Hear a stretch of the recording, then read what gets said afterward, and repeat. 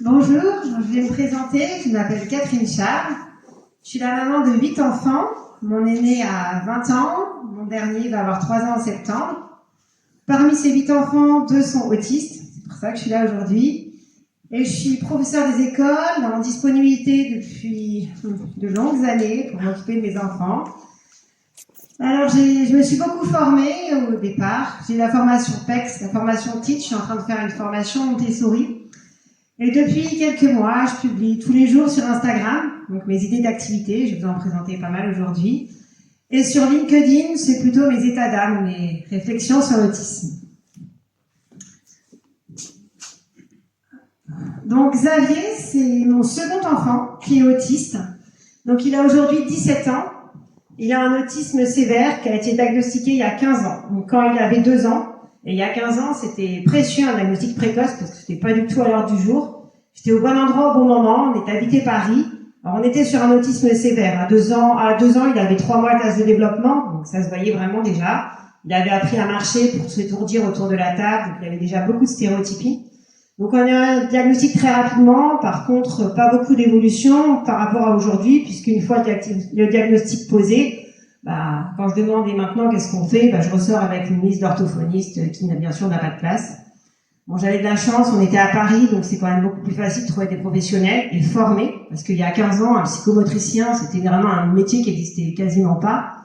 Donc j'ai mis en place des prises en charge en libéral pour lui dès qu'il a eu 2 ans.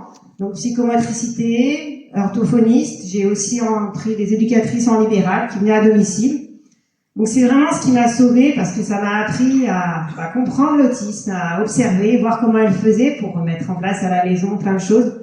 Parce que c'était un enfant qui était que des troubles du comportement, beaucoup de stéréotypies, un enfant qui comprenait pas son prénom, un enfant qui est non-verbal, toujours aujourd'hui, qui a un niveau de compréhension qui est très faible, qui a un niveau de développement de 2 ans alors qu'elle en a 17 ans. Donc là, on est vraiment sur un autisme très sévère.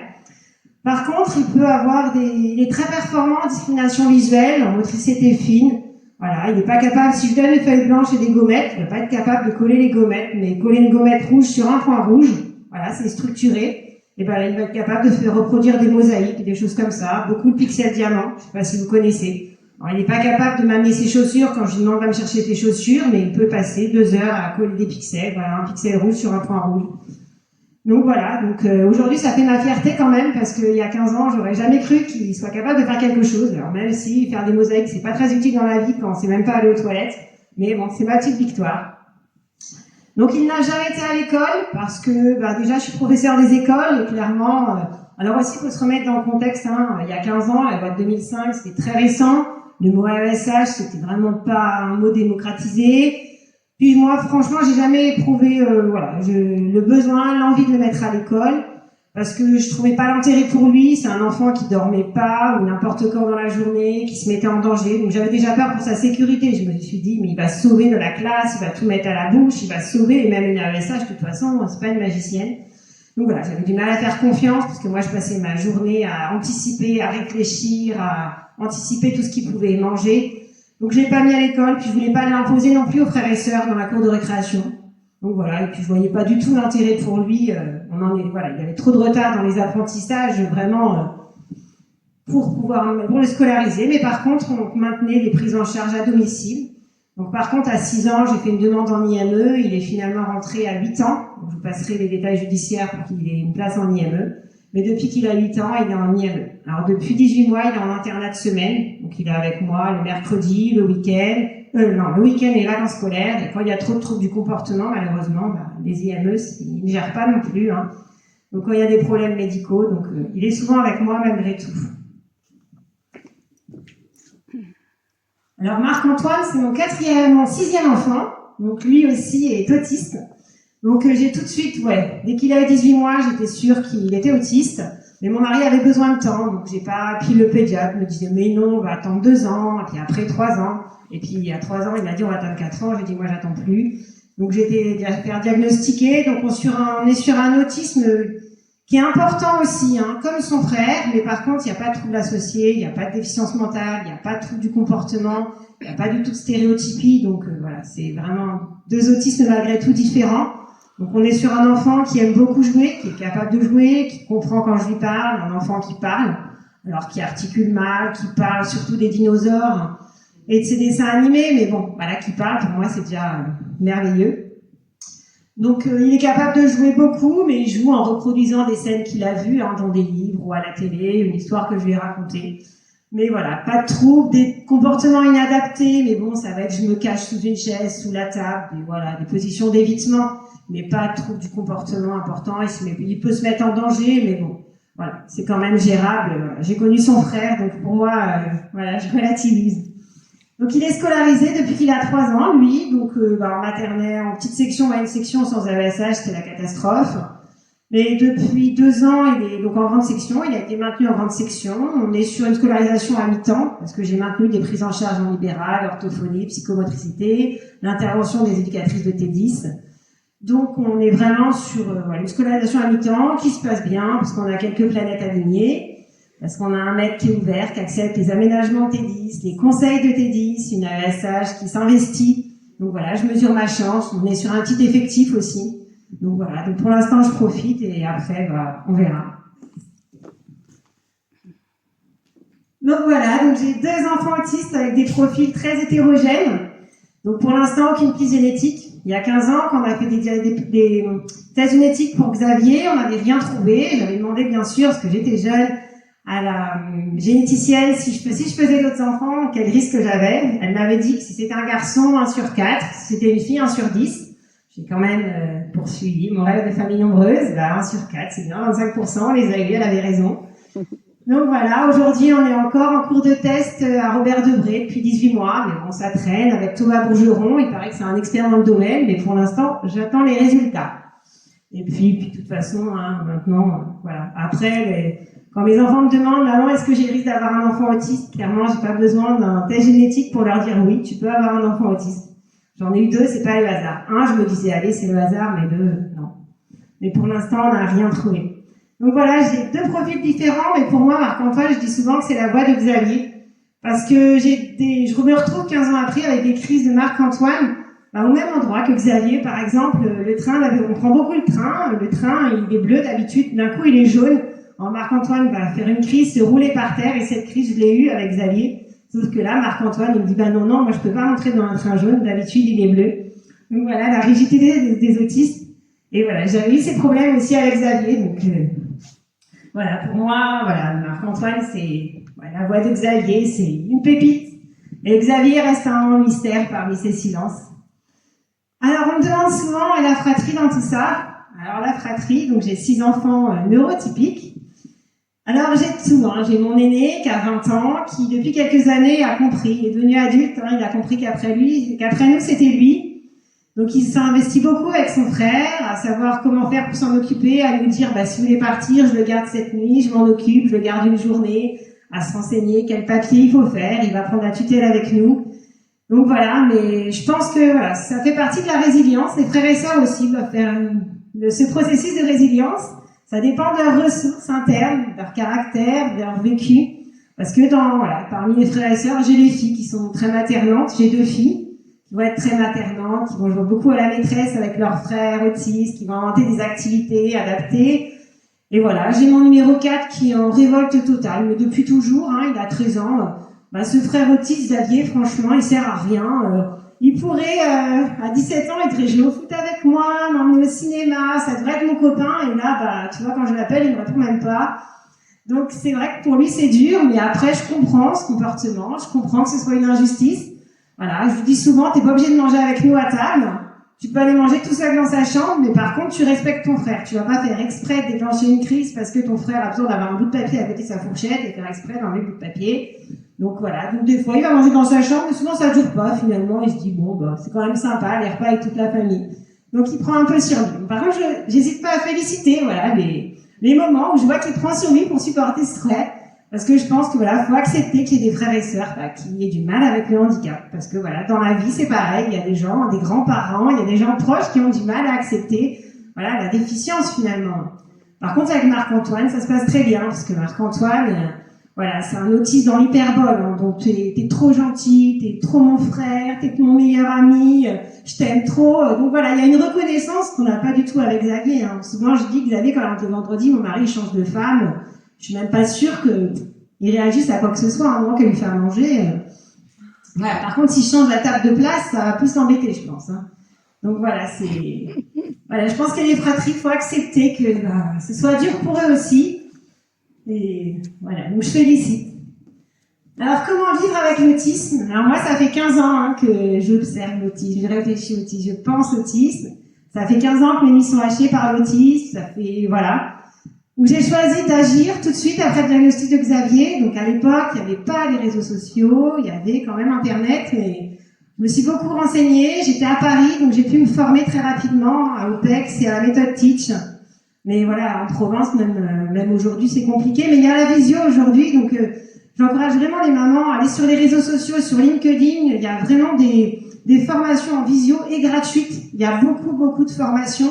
Et en visio, ça se passe très bien. Et des fois, ça nous donne des clés pour gérer des comportements problèmes. Parce que clairement, le plus dur pour les parents, c'est les troubles du comportement. Après, les problèmes d'autonomie, on arrive à les gérer. Mais les troubles du comportement, voilà, si on peut éviter les troubles du comportement, c'est une ambiance plus sereine dans la maison aussi. Donc je l'encourage vraiment à aller chercher toutes ces informations sur les réseaux. Parce que dans les formations aussi, hein, la formation Teach, c'est vraiment une formation qui est vraiment très bien. À choisir entre PEX et Teach, c'est Teach sans hésiter. Et donc ça m'a beaucoup aidé. Et puis voilà, aussi poser beaucoup de questions, observer les intervenants de TEDx. Parce que franchement, pour moi, ça a été des mines d'or. Hein. C'est ce qui m'ont permis de faire tout ce que je fais aujourd'hui. Et c'est vrai qu'après Xavier, ça fait 15 ans que j'ai des éducatrices qui viennent à la maison au moins 1 ou 2 fois par semaine. Donc c'est vrai que pour moi, gérer Marc-Antoine, même quand j'ai eu son diagnostic, je me suis dit, bon, c'est pas grave, de toute façon, j'ai survécu à Xavier, c'est bon, je sais faire maintenant. Et c'est vrai que quand on sait faire, on n'appréhende plus du tout notre enfant de la même manière. Donc j'ai commencé, moi, pour m'occuper de mon enfant autiste et de mes enfants à structurer l'espace. Parce que moi, voilà, j'étais face à des troubles du comportement importants, liés à la frustration. Donc j'ai vraiment aménagé ma maison pour lui permettre de pouvoir déambuler et avoir le moins possible que j'ai à dire non.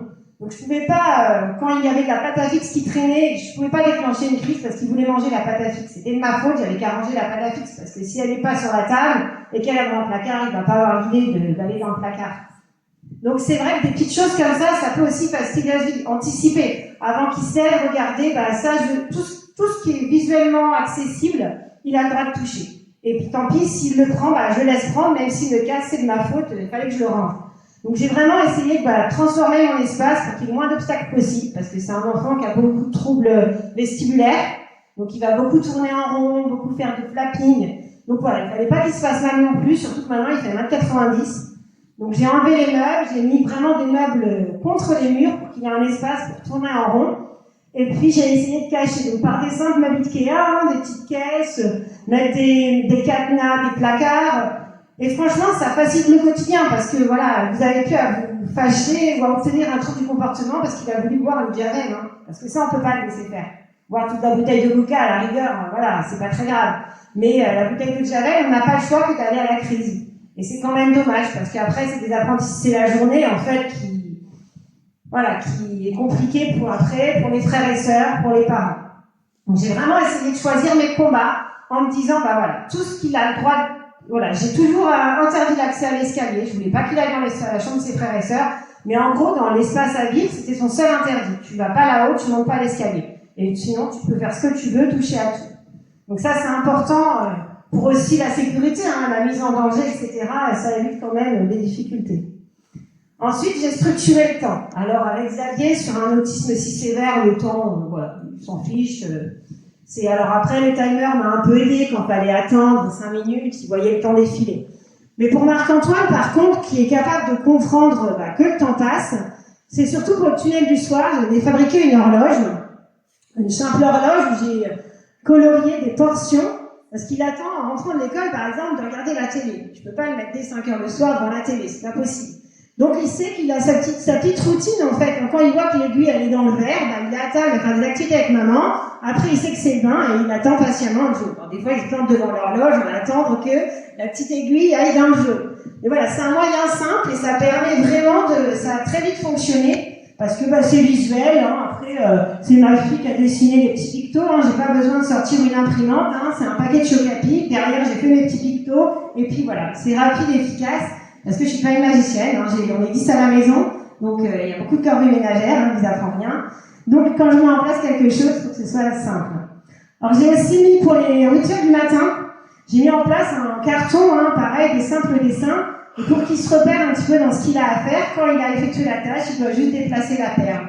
Donc c'est pareil, c'est des moyens, voilà, c'est pas coûteux, c'est juste un peu de temps, et il faut avoir l'idée, puis après, et ça fonctionne bien. Donc ça évite que le matin je répète 15 fois, est-ce que tu t'es brossé les dents? Voilà, il est attaché à son petit carton et ça fonctionne. Et on peut très bien le dupliquer aussi pour les rituels du soir. De temps en temps, je les fais travailler vraiment les apprentissages, mais je structure aussi les moments d'autonomie. Parce qu'un enfant autiste qui n'est pas occupé, il ne sait pas gérer son temps libre. Et un enfant autiste pas occupé, c'est égal à trouble du comportement et frustration.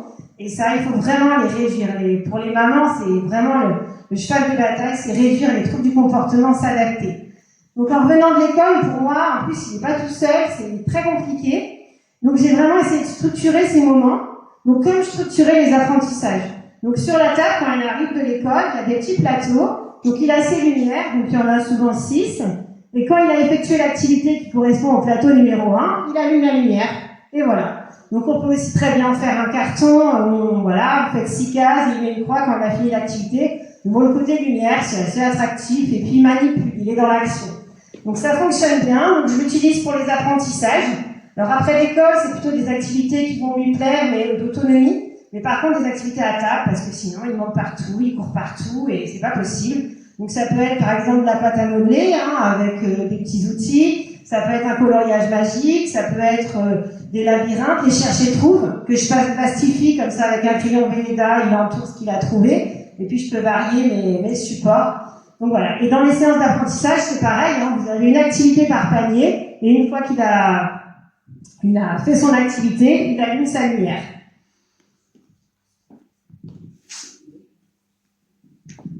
Alors pour organiser aussi bien les temps libres que les apprentissages, j'utilise des plateaux, donc tout simple, hein. Alors des plateaux achetés sur Amazon, mais ça peut être le plateau de tomates que vous récupérez, hein. C'est pas avec tout ce que vous avez à la maison, vous pouvez trouver des petits paniers.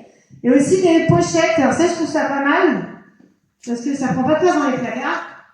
C'est des pochettes comme ça, et par exemple un puzzle, quand la boîte est cassée, je mets le puzzle, je découpe le modèle, et c'est pareil, ça fait partie des activités que je peux mettre au milieu d'une séance d'apprentissage, ou alors le soir après l'école, il a 6 pochettes, et puis il fait ses pochettes les unes après les autres. Donc pareil, ça c'est pas mal les pochettes comme ça, bien sûr, en action, mon meilleur ami. Alors sinon, j'ai cette boîte, elle est là-bas, je l'ai mis. Donc ça, c'est des boîtes pour ranger des photos à l'origine. Et c'est très pratique parce que dedans, il y en a une vingtaine. Et ça, c'est pareil. Vous la remplissez une bonne fois et vous êtes tranquille pour 2 semaines. Parce que l'enfant, vous décidez qu'il prend 4 boîtes ou 6 boîtes, il les choisit. Puis dedans, il y a un atelier. Alors ça peut être, pour des enfants un peu plus grands, ça peut être juste des gommettes qu'il aime bien, un crayon, une feuille. Mais tout est dans la boîte. Donc on n'a pas à chercher, il sait ce qu'il y a à faire. Ça peut être encore de la pâte à modeler, ça peut être des tangrammes, un petit modèle, un tangramme. Donc voilà, tout est prêt, il n'y a pas besoin, à la sortie de l'école, vous sortez vos 6 boîtes, vous les mettez sur la table et c'est prêt. On peut en avoir, et même pour les éducatrices, hein, quand vous allez dans les familles, c'est pratique de sortir ces petites activités. Donc ça peut être utilisé pour du travail autonome ou pour des activités d'apprentissage. Alors, l'important, c'est voilà, hein, parce qu'il n'y a pas de miracle, c'est pareil, il faut leur donner envie de venir. Parce que, voilà, quand il faut venir travailler, quand il sait qu'il voit l'aiguille et qu'il se dit, bon, faut que j'aille travailler avec maman, donc j'essaie toujours de trouver un moyen, de lui donner envie de venir s'asseoir, parce que je veux pas que ce soit dans la douleur.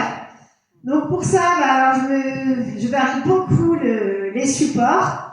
Donc j'essaie de travailler aussi par thème. Alors moi il est petit, donc là on avait fait le carnaval, mais le plus grand ça peut être sur les héros de manga ou je sais pas. Et donc j'essaye de m'adapter, donc avec des simples cartons, hein. Là, par exemple, au carnaval, il fallait retrouver des lettres dans les confettis. J'aurais juste donné les lettres, il n'aurait pas été. Hein. Mais le fait de chercher, de manipuler, de toucher, et ben voilà. Il est venu à table, une fois qu'il est assis, ben, je peux enchaîner mes 6 boîtes, mes 6 activités. Donc j'utilise beaucoup de super. C'est trop fort? Ah, pardon. Excusez-moi. C'est pas vous, c'est le micro, je pense.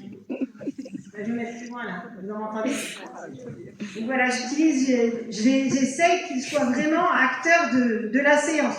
Parce que de toute façon, j'arrive pas à garder sa concentration. Si c'est tout de force, ça marche pas. Donc je veux qu'il soit vraiment, j'essaye vraiment de varier mes supports pour qu'il vienne de son plein gré et que ça se passe bien.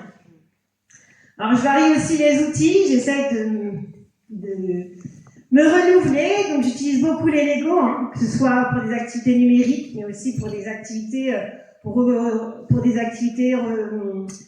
recréer l'alphabet, ou par exemple des activités de lecture. J'utilise beaucoup les Lego. Alors les pinces à linge aussi, je trouve qu'on fait des merveilles, surtout quand elles sont en bois, parce qu'on peut écrire dessus, on peut associer des lettres. Et puis là c'est pareil, ça paraît ridicule, mais il y a vraiment des enfants comme ça avec des troubles du neurodéveloppement, ils ont vraiment besoin d'avoir les mains occupées pour se concentrer sur la tâche. Donc des fois, il ne va pas vouloir écrire le mot avec un crayon, mais avec des pinces à linge où vous avez écrit les lettres, et ben il va pincer ses pinces à linge et il va réaliser son travail. Par exemple, les cartes à pince comme ça.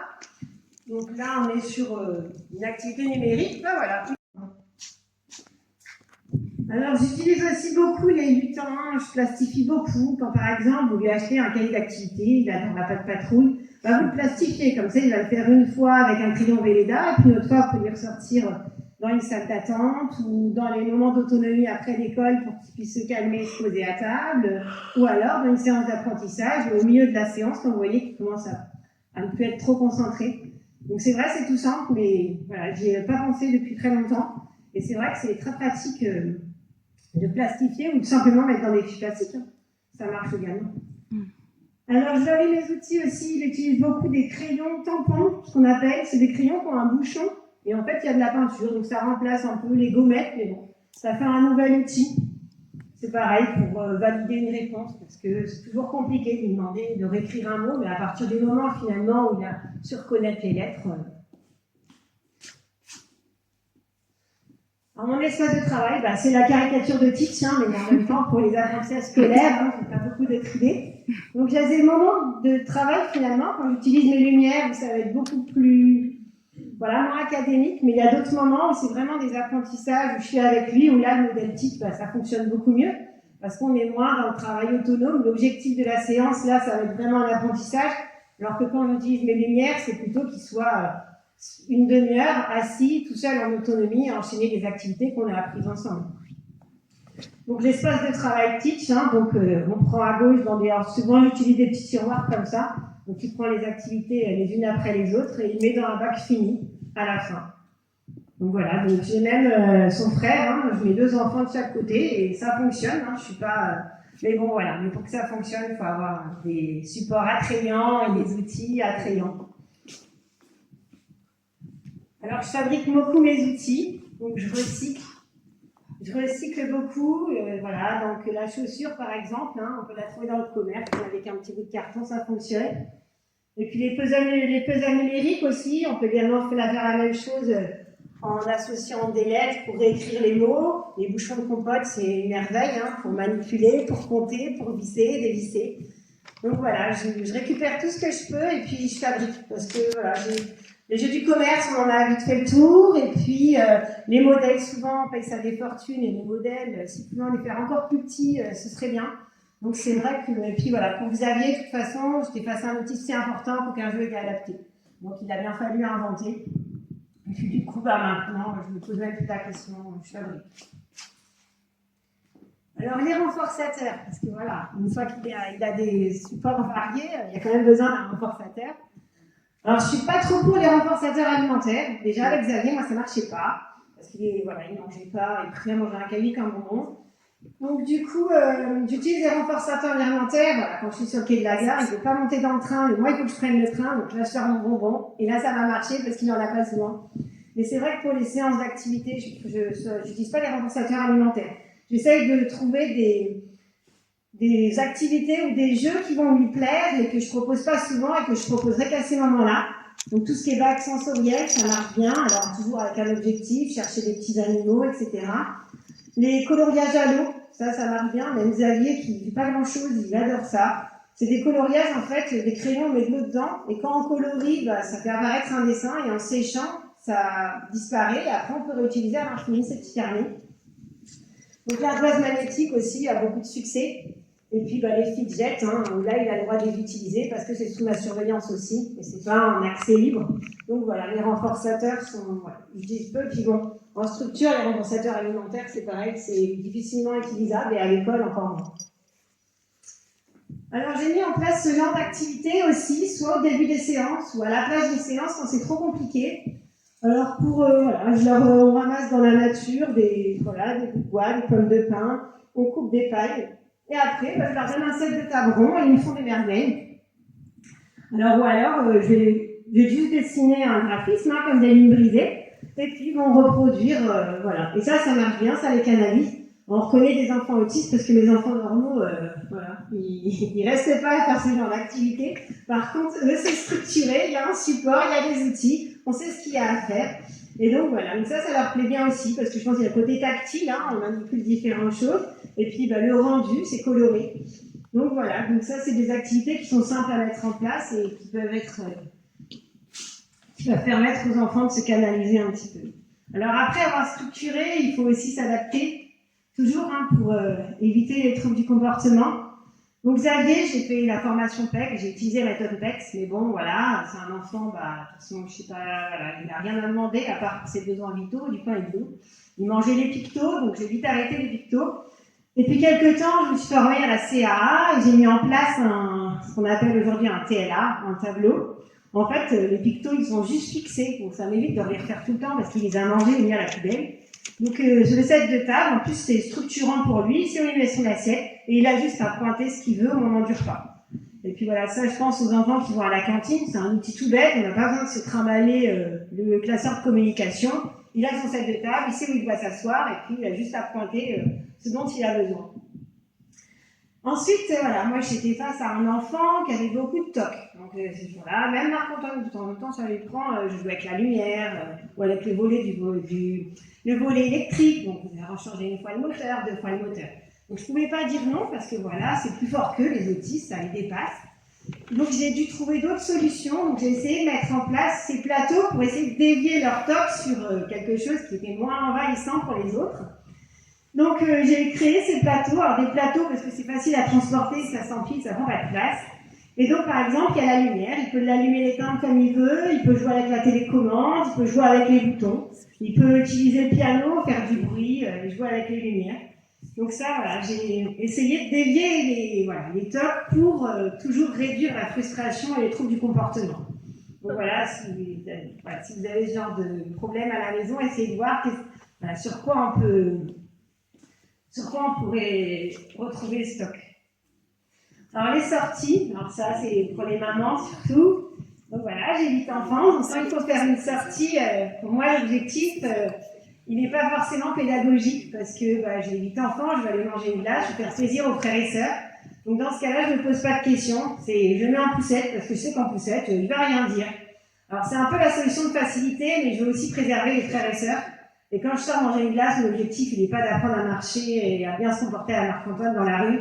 Donc c'était le cas pour Xavier il y a 15 ans, et puis maintenant Xavier a 17 ans, il donne la main et il n'a plus besoin d'aller en poussette. Donc comme quoi, même en faisant ça jusqu'à 8-10 ans, après ça n'empêche pas qu'ils arrivent à se comporter correctement dans la rue. Donc j'utilise la poussette et je ne culpabilise pas. Et c'est vrai que quand je veux vraiment faire une sortie pédagogique, je suis toute seule avec lui, là je réfléchis comment ça va se passer, je réfléchis à ce que je vais faire, j'emmène mes renforçateurs, j'explique bien, et là je suis concentrée que sur lui. Mais quand on fait une sortie en famille, je veux pas que les frères et sœurs, Et puis une fois que vous êtes dans la rue, avec votre enfant qui se roule par terre, vous n'allez pas manger votre glace, vous venez, tout le monde n'est pas content. Les frères et sœurs, c'est la révolte contre les frères et sœurs autistes. Donc voilà, la poussette est une bonne alternative. Et j'ai toujours aussi ma petite trousse à trésors, j'ai mon petit sachet de bonbons, quelques fidgets, quelques jeux que je sors pas souvent et qui vont permettre parfois, dans une file d'attente par exemple, d'éviter que ce soit trop compliqué. Donc quand on sort, j'essaie de toujours anticiper. Voilà, parce que je veux préserver la fratrie et puis je choisis. Voilà. Quand je fais une sortie, l'objectif c'est de manger une glace, c'est pas d'apprendre à Marc-Antoine ou à Xavier à bien se comporter dans la rue.